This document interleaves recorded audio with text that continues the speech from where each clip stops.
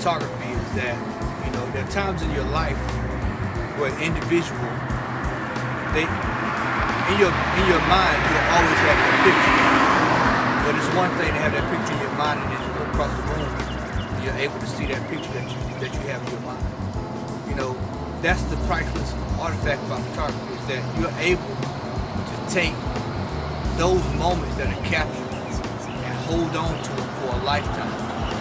You know, we look at grass always dies. But when we look at photography, the work still stands.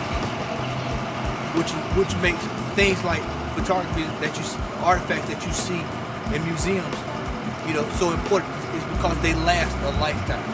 It's just like symbolism when I do engagement shoots. You know, people see that, and that's a symbolism of their love for one another. And so, you know, when I go out and do pictures of couples, it's not just to make a dollar. It's not just to go out and to make a few bucks or what have you. It's about capturing the moment, you know, because that's what they're going to look back 15, 20 years ago, 20 years later. That's what they're going to be looking for, you know. When times get hard, when times get bad, when the arguments start coming, but when the love is really tested, they'll be able to go back and look from whence they came, and that is the key component to photography.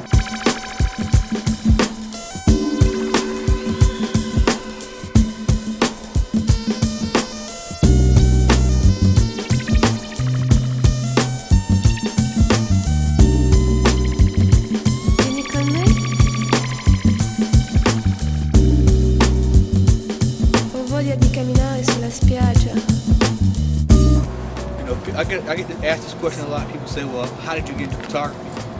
Well, when I was in high school, I wanted to do it, but I really just never knew the avenue to go about doing it. Plus, I couldn't afford a $2,000 camera at the time. So, you know, I had a cousin that passed about 3 years ago, and when he passed, you know, I just didn't have anybody to hang out with. So I said, well, I'll pick up photography just as a hobby to kind of ease my pain. And well, what turned into something to ease my pain turned into a lifelong passion, something that I just inspired to get better with each and every day. So whenever I pick up my camera, I think of my cousin Chris. Because of what happened to him, it allowed me to see another blessing. So therefore, when things happen bad in your life, you know, it's not necessarily, you know, God punishing you or what have you, but sometimes He takes you from what seems like the worst scenario and puts you into a scenario that you would have never seen had you not been through this.